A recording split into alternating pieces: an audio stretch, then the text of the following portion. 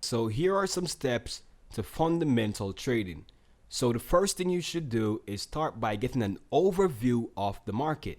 Okay, and you can do this by visiting news sites such as fxstreet.com, Forex Factory, DailyFX, Forex Live, Bloomberg Currencies, centralbank.com, etc. Okay, those are news sites that you can visit to get an overview of the market. So the first thing you should do is get an overview of the market. Then the next thing you should do is identify the main cause of yesterday's price move and the main cause of yesterday's sentiment. So you have to identify the reason why the market was moving yesterday and what caused the sentiment. The next thing you should do is identify the cause of the market sentiment for the most recent session. Okay, so if we're in New York session now, you want to identify the cause of the market sentiment for the London session. So that's very important. What was driving sentiment for the previous session? Okay, so the next step is to identify what is causing the sentiment for the current session. Okay, so you have to ask yourself, what is the market doing now? If the market is rising, then you have to ask yourself, why is the market rising? And then you can visit the news sites to find out what is causing the current market sentiment. You have to also ask yourself, has anything happened to impact the sentiment? For example, has any fundamental announcement come out worse than expected?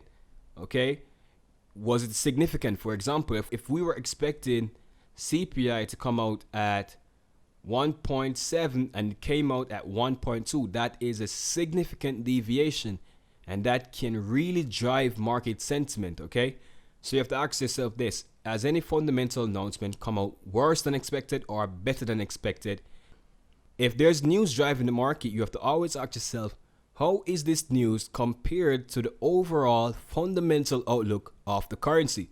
For example, if we're trading the Australian dollar and the overall outlook for the currency is bearish because, say for instance, they have had talks about decreasing interest rates, which means the overall fundamental outlook for the currency is bearish, and then we get bad CPI data, then this agrees with the overall fundamental outlook, and this would be an excellent opportunity to sell the Australian dollar. So whenever fundamental announcements come out in line with the overall fundamental outlook for currency, that's an excellent trading opportunity. So if the fundamental outlook for currency is bullish and then we get good fundamental announcement for that currency, then that's a good opportunity to buy that currency once it has reached a good price level. Okay, now the next thing is, are there any upcoming fundamental announcements? As a fundamental trader, you have to always be aware of what's happening on the economic calendar. Okay, so